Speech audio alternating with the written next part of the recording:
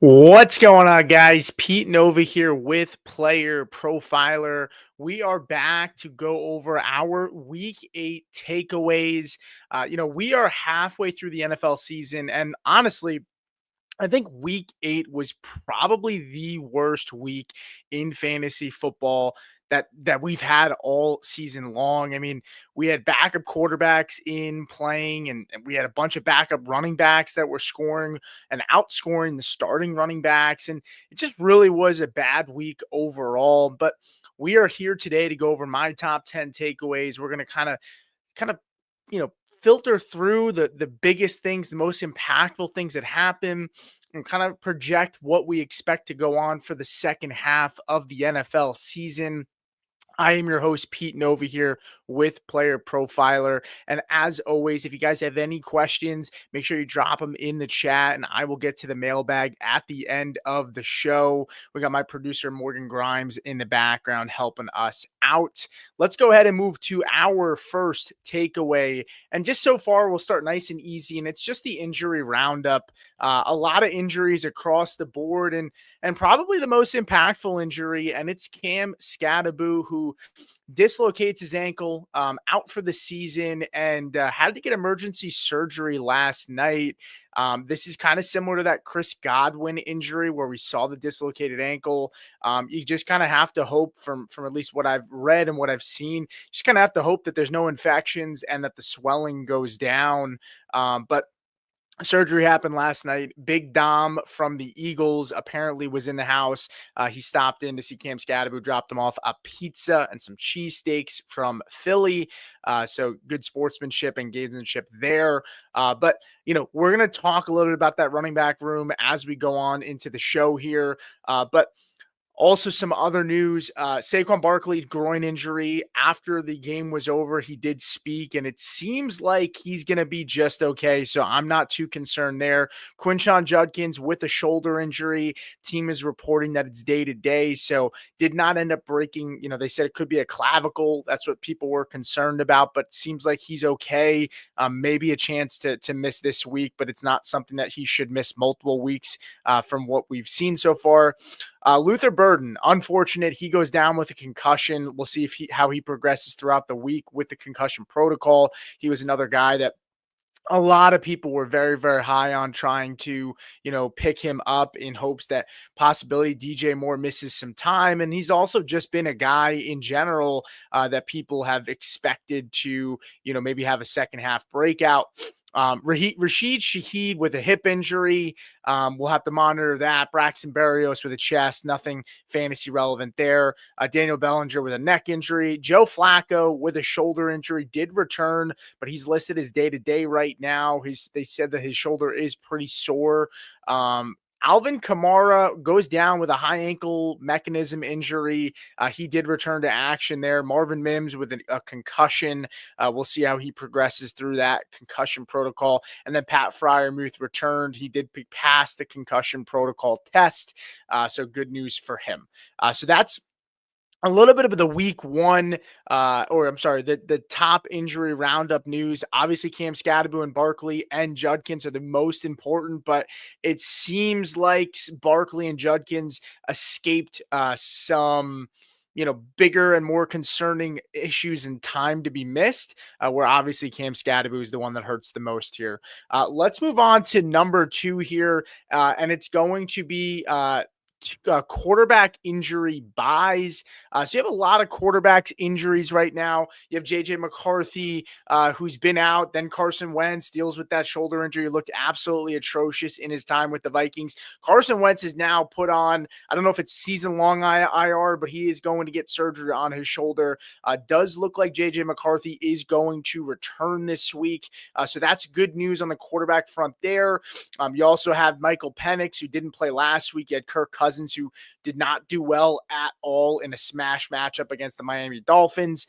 And then a lot of buys on top of all of that. And now Joe Flacco might miss some time too. So we'll see. But, Sam Darnold is a guy that I think is someone to target. We've talked about him in the past, and Sam Darnold just 25% rostered, tons of injuries plus bye weeks. He just gets off his bye. And I think he was dropped in a lot of areas because of the bye and just because people are still not giving him that respect because of the history, the past, the reclamation stuff. And so ultimately he's giving you the possibility to go pick him up in a lot of leagues, but just had his bye and plays the Washington Commanders this week, which is a really, really smash matchup for quarterbacks right now. I hot take think Sam Darnold finishes this year ahead of Caleb Williams and is a top 12 quarterback when it's all said and done. Let's go ahead and move over to the next topic here, and it is the Buffalo Bills wide receivers. Khalil Shakir is starting to cement himself as the guy to trust in this offense outside of Dalton Kincaid, who we know has been really, really good this year. But Khalil Shakir, just a 48% snap share, which was the lowest of the season for him, but he also had the best game of the season as well. A 21% target rate so far this year. Allen continues to go to him when he's on the field, and he hasn't been targeted less than 5 times in a game over the last 3 weeks. He's averaging 7 targets a game over that span, totaling 21 in the last 3 weeks. 7 targets, 6 catches, 1 touchdown, 88 yards this week against Carolina, which of course was a good matchup for him, but he comes through. And, 5 out of the last 7 games, he's had over 12 fantasy points. And Keon Coleman hasn't gone over 7 PPR points,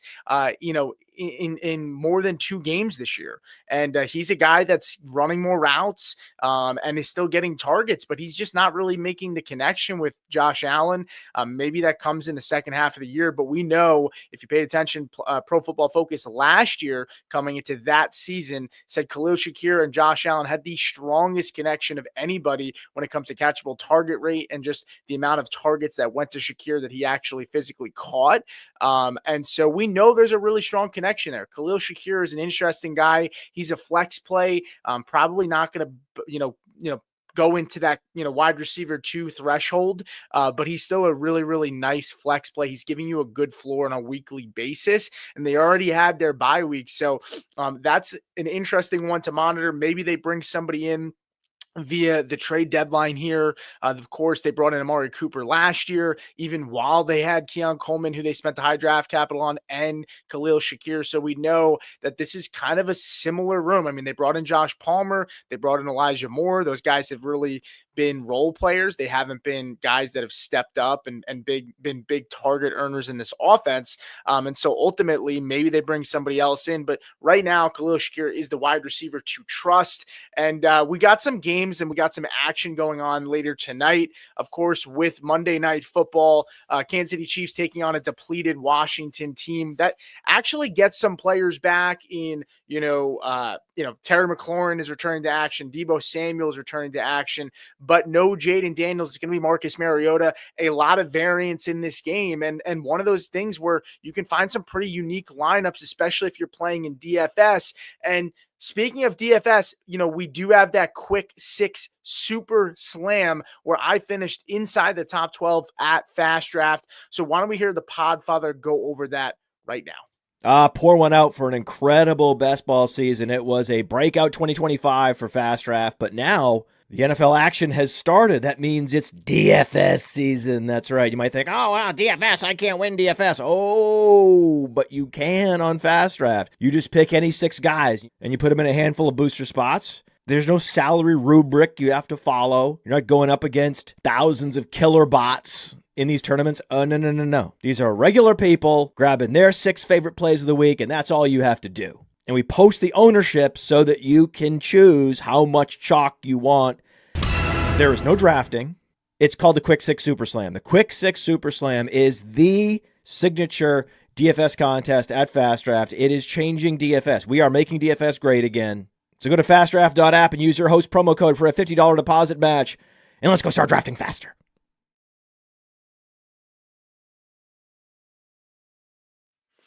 Yeah, and like I said, I mean, the Quick Six Super Slam Fast Draft in general, a really, really awesome product. I've enjoyed my time drafting there, and of course, as Podfather said, if maybe your teams are cooked in best ball that you drafted earlier in the season, we still have all the weekly matchups and contests there, which has been a lot of fun.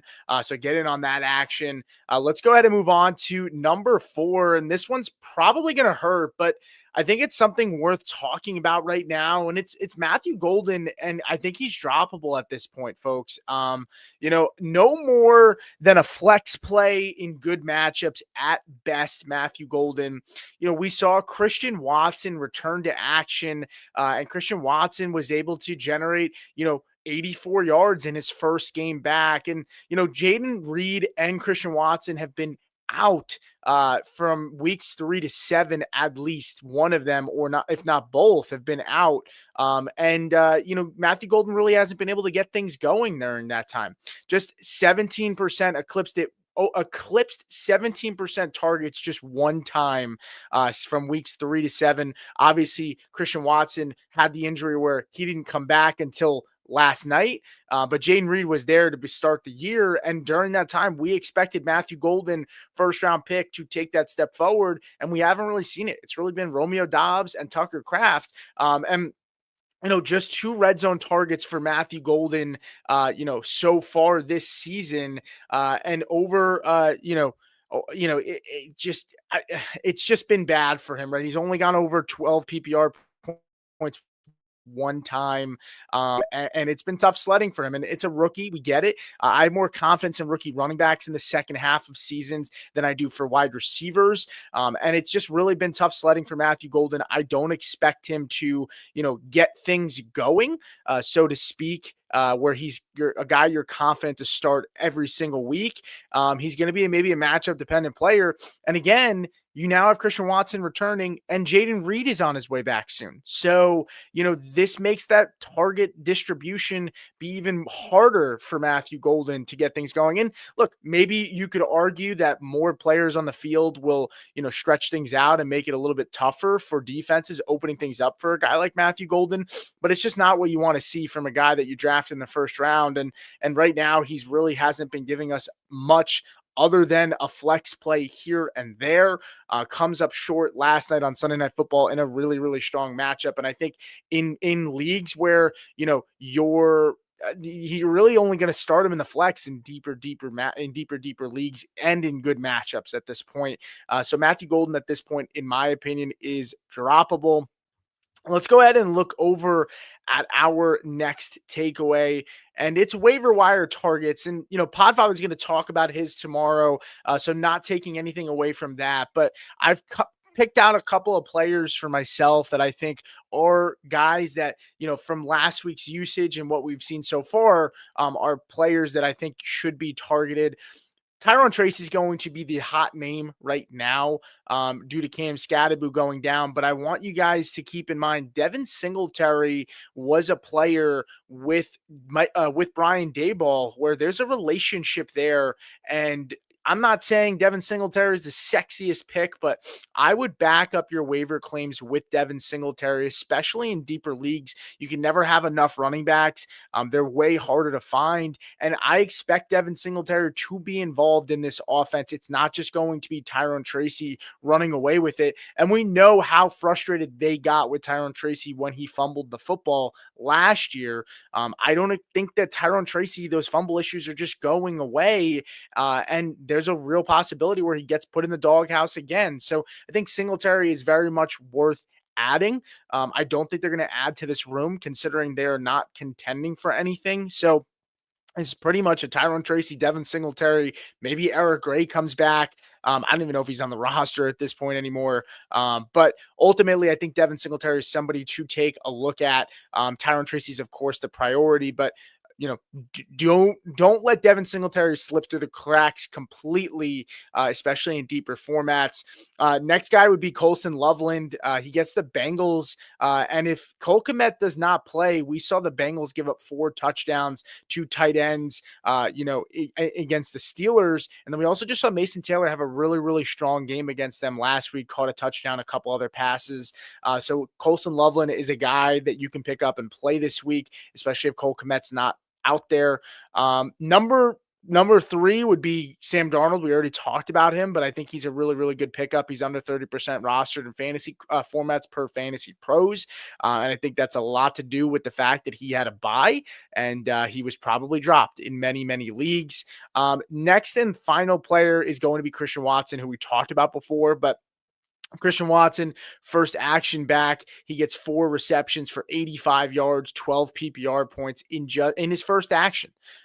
He's a red zone target outside of Tucker Kraft. We know, Jordan Love threw the ball to Christian Watson a ton before the injury in the red zone. So we know he's going to be utilized down there outside of Josh Jacobs and outside of Tucker Kraft. So I think Christian Watson is very, very much worth rostering. He looked really, really good and very encouraging to see. Happy for him. And he's a guy that I think is worth putting, as your last roster spot, churning that out there. You should always have a spot or 2 on your bench that you are comfortable, kind of adding and dropping players every single week. That's why, it's nice to be in leagues that have, more than 5 bench spots, because it lets you pick up speculative ads. And those are some guys that I think are worth adding, especially Sam Darnold for sure, and Tyrone Tracy, of course. But let's go ahead and move over to our next topic, and it's going to be Chase Brown's momentum, right? Chase Brown, I came on here, I got a little bit of flack for it. I can definitely handle the heat, and I'm not going to be perfect. But Chase Brown over 2 weeks, 3 weeks ago, we talked about Chase Brown as a player that we should be buying low on, right? Chase Brown, a lot of people drafted him in the second round, including myself. A lot of managers were frustrated. Joe Flacco, not sure what he was going to be there, right? And then 2 weeks straight, this offense has looked way more competent. And Chase Brown has had back-to-back weeks where he's been the most effective and efficient as a runner in this offense. He's had back-to-back weeks with 100 yards. He had 2 touchdowns against the Jets last week. He's had 10 or more fantasy points in 4 of his last 5 games. So I get it. You also have to remember, like, sunk cost is a real thing. And while, Chase Brown may not be playing as that second round pick that people drafted him as, you didn't draft him as a second round pick. So you're happy to go buy him if he's your RB3. I mean, obviously I think his price is going back up. People are starting to buy back in a little bit. And that's why, if you were here, you bought into him 2 weeks ago, right? And we'll see if he can continue this momentum. But we've talked about his schedule. It looks really good. The concerning thing is Samaje Perine, 42% of the touches. Chase Brown, 42% of the snaps. Chase Brown, 54% of the snaps. But Chase Brown has also been dealing with some, he started off the season really, really high when it came to snap share, and it's dropped off and has been sitting somewhere in the 50s and 60s over the last 5 to 6 weeks. So that is nothing new.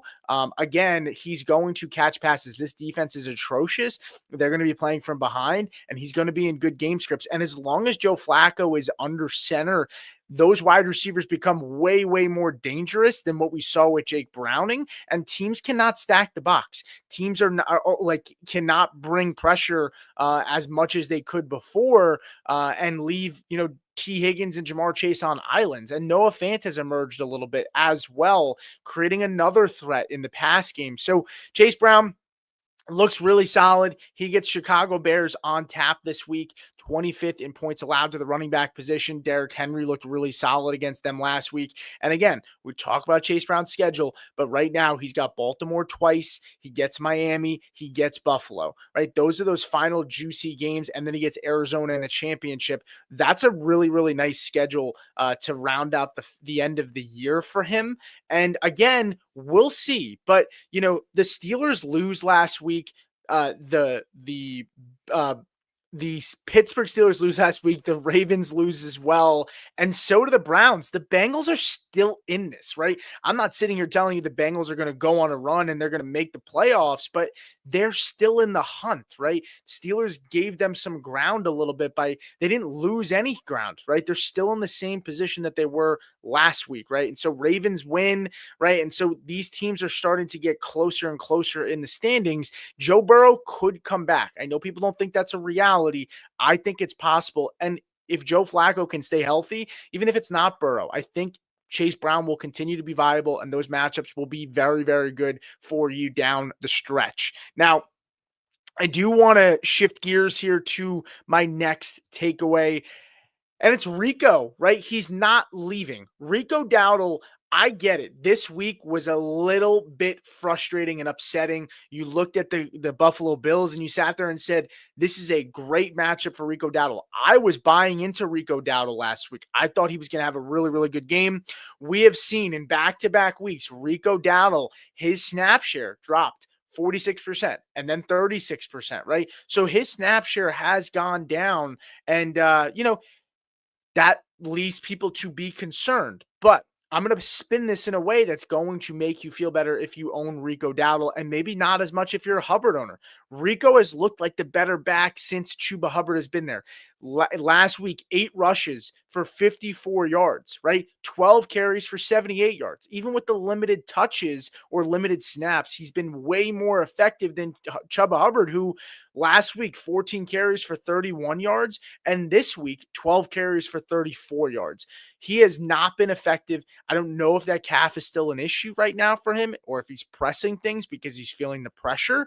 But Rico Dowdle's looked like the best running back in this backfield, and Canales came out today and said Hubbard has meant a lot to this team. We wanted to give him the opportunity following his calf injury, but we can't ignore the fact that Rico has been exceptional. That is a strong statement, and I know Coach Speak feels, you don't want to get in the weeds with it, but this is something I am buying into. The production has been there for Rico when he's been given the opportunities, and Chuba, again, has not looked right. The eye test is telling you one guy is better than the other right now. I don't know if that's due to injury, that Chuba is maybe still dealing with something, but the facts are the facts. And that snapshot, I think, is going to go back up.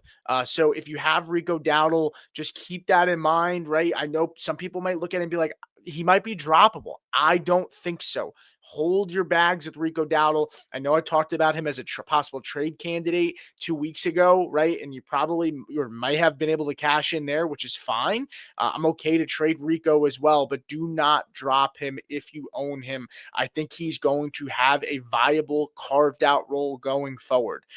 Let's go ahead and move over to our next takeaway. And this next one's not earth-shattering news, guys, but let's talk about the Colts, right?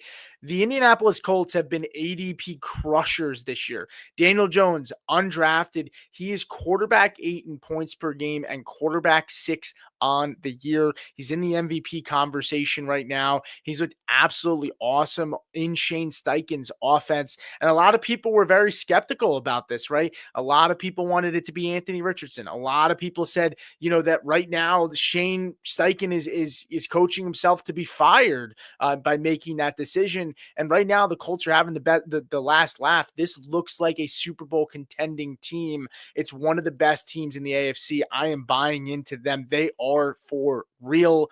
You also look at Jonathan Taylor, late second round pick, and right now 27.1 points per game for running, and is number 1 for running backs this year. Jonathan Taylor, I had to reread this because I thought it was insane. He has 4 games this year where he has 4 games this year where he has 3 touchdowns. That is absolutely bonkers. He has been awesome. He's on pace to do better than what Saquon Barkley did last year. And 2 guys who had very similar narratives coming into the season.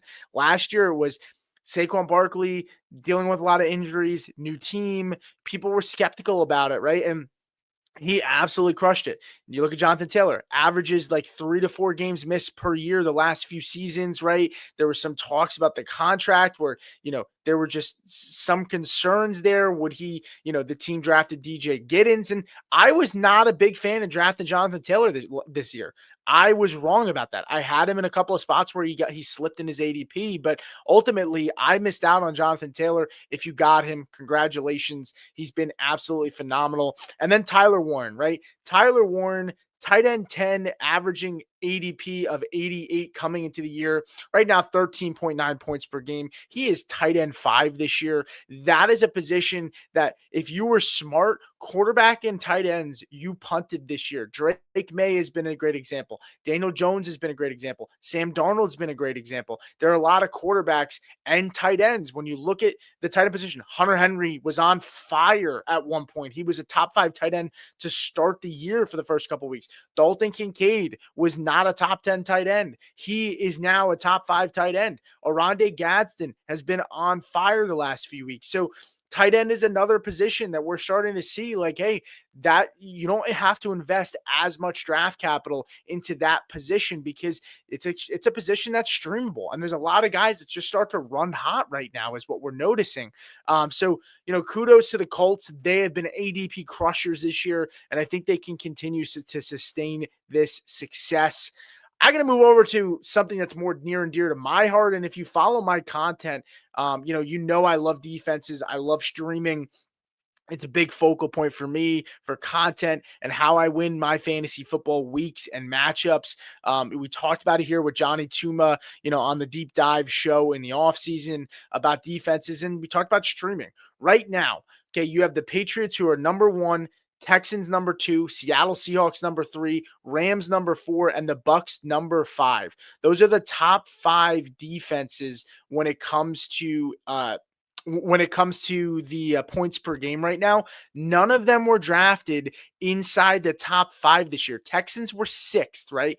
And currently the Texans the Texans who are ranked 4th, the Broncos are ranked 6th, and the Lions are ranked 8th. Those are the only defenses who were drafted inside the top 10 that are currently inside the top 10 on an average point per basis.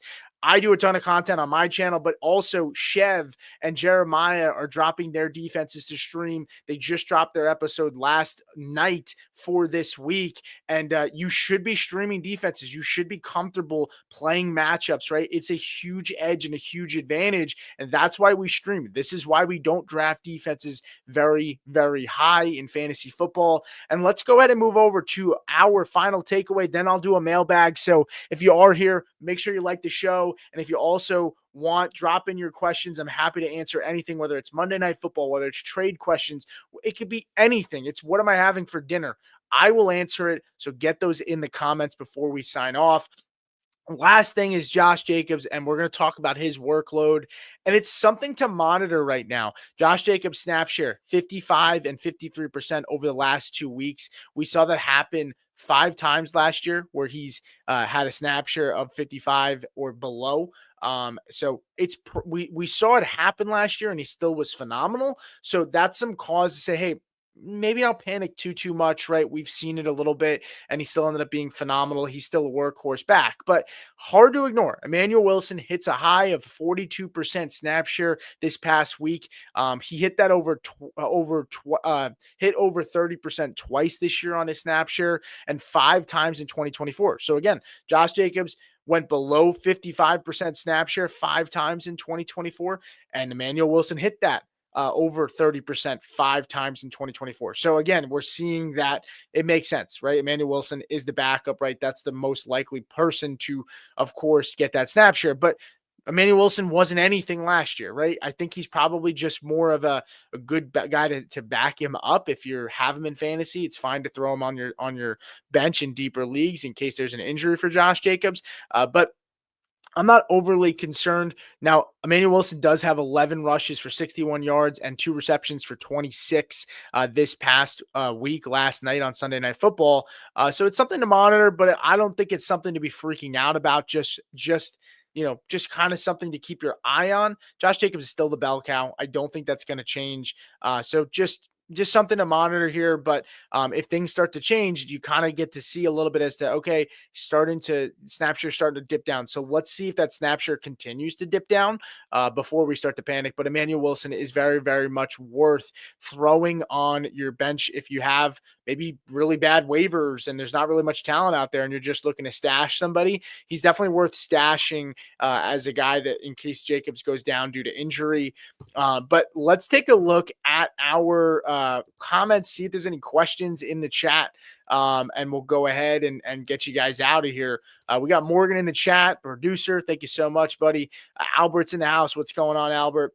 We got A1. Alex is here talking about real trades. Yeah, real trades heating up. We're starting to see some movement right now in the NFL. Some some talk about, are there guys going to get moved, right? Breece Hall, Chris Olave, right? Are these guys going to get moved at the deadline? And we'll see. But I don't think Chris Olave is going. I'm sorry. I don't think Breece Hall is going to get moved. So we shall see. But let's also take a look here at the rest of the chat. Big Country said Tajay Spears worth picking up. Absolutely. Tajay Spears is 100% worth picking up right now. Looked really, really good last week. This is a team that's going to be in passing down situations, likely playing from behind, and he is a very, very good pass catching back. There's also a possibility that Tony Pollard, gets moved. That's a name to keep an eye on at the deadline here. Tony Pollard is somebody to watch. So yes, Tajay Spears is 100% worth picking up. The J Work said Giants about to have given away the running back, leading rusher, and now possibly comeback potential. Yeah, that is tough. And I think I don't think Sam Darnold, I'm sorry, I don't think Daniel Jones is going to get comeback player of the year because I don't think we're doing coming back from like being bad. Geno Smith did get it, I think, which was kind of weird because it's not suffering an injury, but we shall see. But Morgan also said, is it over for Marshawn Lloyd? Well, there was some talk about, AJ Dillon could potentially be available. I was reading here from Dairyland Express. And Packers won their third straight game right now. And the offense, it's clicking. The rushing attack hasn't been super effective. AJ Dillon, they're saying, is a player to monitor as a depth option for them, possibly. AJ Dillon signed with the Eagles. He's fallen out of favor with Philadelphia. Tank Bigsby is right now, looked really, really good in his time last week with Saquon Barkley getting hurt. And then you have Will Shipley there. So AJ Dillon's probably that fourth guy. Maybe there's a possibility that he could be traded, AJ Dillon, or released. But I think all of that to be said, I don't know. Marshawn Lloyd is a guy that's been dealing with injuries and he's still kind of MIA. We haven't really heard anything about his status, since Matt LaFleur said he could be getting closer 2 weeks ago. And that's me reading here at the Dairyland Express. That's the latest updates that we've gotten on him. And I think Emmanuel Wilson is the guy that I would rather own right now. If with how Josh Jacobs has been struggling a little bit to get going, maybe they start to work in a little bit of a change of pace. We saw with Aaron Jones and the history with Aaron Jones, back then we also saw him with AJ Dillon, right? We saw that interchangeable where, Matt LaFleur liked to use two backs, right? And then nobody wanted Josh Jacobs last year because they thought his ADP or his cost was inflated, and people were kind of concerned about, Josh Jacobs and his cost, and Matt LaFleur going to use two backs, and they drafted a rookie, and then it just went all to Josh Jacobs. Maybe that changes now that Josh Jacobs is starting to lose a little bit of steam. I'm not expecting it, though. Maybe Emmanuel Wilson gets in there, but Josh Jacobs is going to still be good, and he's going to still get his opportunities. I feel pretty confident about that. Any other questions, feel free to shoot them in here. Jeremiah said, missed the glasses. Isaiah Davis looked fast Sunday. How high would you rank him if Breece got traded? If Breece gets traded, Isaiah Davis probably becomes a borderline top 24 running back, rest of the season. Maybe just outside the top 24. But there's also a lot of injuries, a lot of backfields right now that haven't panned out with, Ramondre Stevenson and Trevon Henderson. With, everyone thought RJ Harvey was going to be good, and he hasn't really panned out to be a guy you can start consistently. So he's kind of teetering on the outside the top 24, right? Like he could be a guy that you look at over Ja'Cory Husky Merritt, who really hasn't shown too much. Maybe he gets it going tonight. So I would have Isaiah Davis just outside the top 24 if Breece Hall was to get moved. But I just don't think Breece Hall is going to get traded. I think he's going to stay there. To me, I look at it as, if you're a GM and you have some runway, a couple of years, and you're on a team and your offense has looked really bad, why move good, talented players, right? I mean, if they move Breece Hall, they're going to need to bring in another running back next year, right? Isaiah Davis and Braylon Allen, like, I don't think that's going to be your starting backfield going into next year. And if it is, that's a pretty bad starting backfield, probably. Braylon Allen also getting that surgery on the knee. But I don't think Breece Hall gets moved. I mean, they also have to factor in, they need to get better than the comp pick, right? If Breece Hall signs for 15 million, 12 to 15 million, which I think is what he will sign for in free agency, and the Jets trade him, they're risking not getting a good comp pick back, right? Or not getting a comp pick back. So they need to assess, what do they think they'll get back in a comp pick? And, can they get that back in a trade? So we'll kind of see, but I don't think they move him. I think he stays. To me, I don't know why you have him out there if you think that you're going to trade him. The season's kind of lost, and he had the knee injury, looked obviously really good this week, but why have him out there if you're thinking about moving him? There's no need to showcase Breece Hall. I think we all know how good he is, unless you think, hey, maybe somebody ponies up and really, gives you a high third round pick. I think that's about the most Breece Hall is worth right now, is probably a high third round pick, maybe a late second with a pick swap somewhere.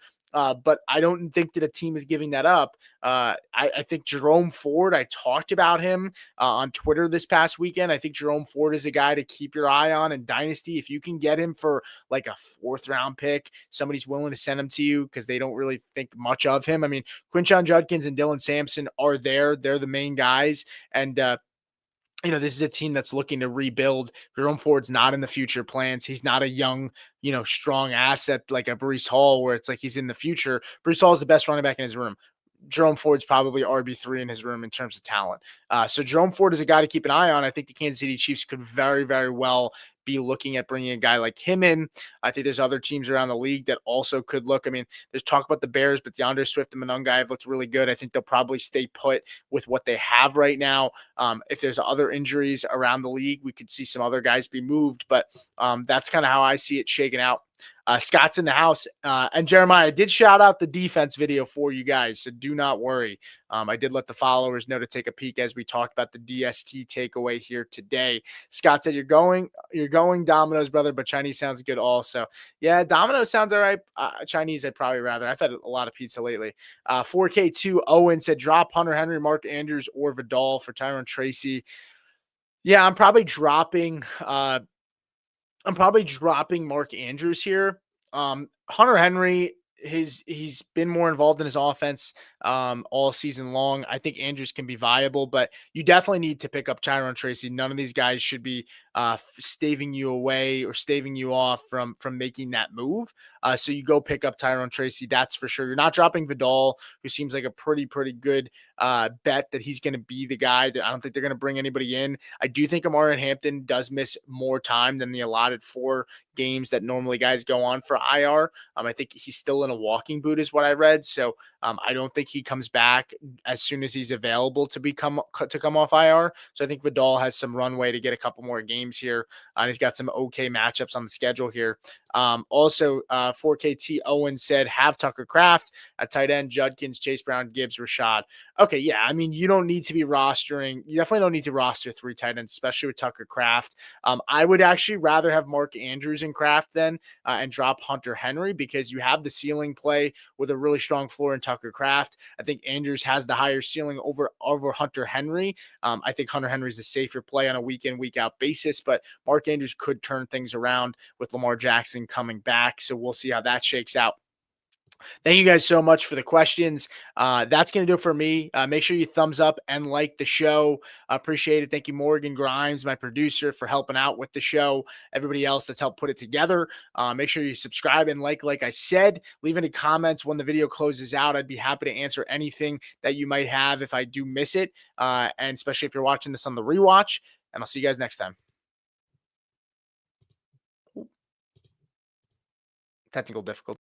From the Podfather to you, I deeply appreciate you tuning in. And many ask, what can I do? What can I do to help support the hosts, the research they do, the production costs? Go to PlayerProfiler.com, Dynasty Deluxe, World Famous Draft Kit, Rankings, DFS Dominator, and of course, data analysis. Subscribe to any one of those, and you support all of us and take Player Profiler to the moon.